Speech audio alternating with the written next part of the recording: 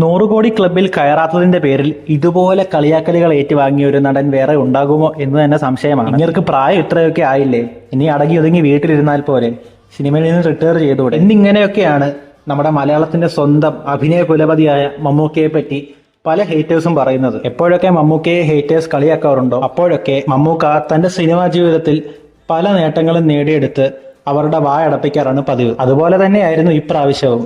തന്റെ സ്റ്റാർഡം ഒക്കെ മാറ്റിവെച്ച് നൻപകൽ നേരത്ത് മയക്കത്തിലും കാതലിലും അദ്ദേഹം തന്റെ അഭിനയത്തിന്റെ വിസ്മയം കൊണ്ട് നമ്മളെ ഞെട്ടിച്ചു. പിന്നീട് കൊടുമൺ പോറ്റിയായി വന്ന മമ്മൂക്കയുടെ ഒരു അഴിഞ്ഞാട്ടം തന്നെയായിരുന്നു സമയയുഗത്തിൽ നമ്മൾ കണ്ടത്. അങ്ങനെ മികച്ച നടനുള്ള തന്റെ 4ാമത്തെ ദേശീയ പുരസ്കാരവും മമ്മൂക്ക സ്വന്തമാക്കി. അറിയാലോ, മമ്മൂട്ടിയാണ് 100 കോടി ക്ലബിലുള്ള പല നടന്മാർക്ക് പോലും നേടിയെടുക്കാൻ സാധിക്കാത്ത പല പല പുരസ്കാരങ്ങളും അംഗീകാരങ്ങളുമാണ് മമ്മൂക്ക ഇതുവരെ വാരിക്കൂട്ടിയത്. തന്റെ 74ാം വയസ്സിലും അഭിനയത്തോടുള്ള ആവേശം കൊണ്ടും സ്നേഹം കൊണ്ടും മാത്രമാണ് അദ്ദേഹത്തിന് ഈ പുരസ്കാരം കിട്ടിയതെന്ന് നമുക്ക് ഉറപ്പിച്ചു പറയാം. മലയാള സിനിമയുടെ തന്നെ the greatest of all time എന്ന് തന്നെ നമുക്ക് അദ്ദേഹത്തെ വിശേഷിപ്പിക്കാം. വീഡിയോ ഇഷ്ടപ്പെട്ടെങ്കിൽ ലൈക്ക് ചെയ്യുക. ഇതുപോലത്തെ കണ്ടന്റ്സിനായിട്ട് ചാനൽ സബ്സ്ക്രൈബ് കൂടി ചെയ്ത് വെക്കുക.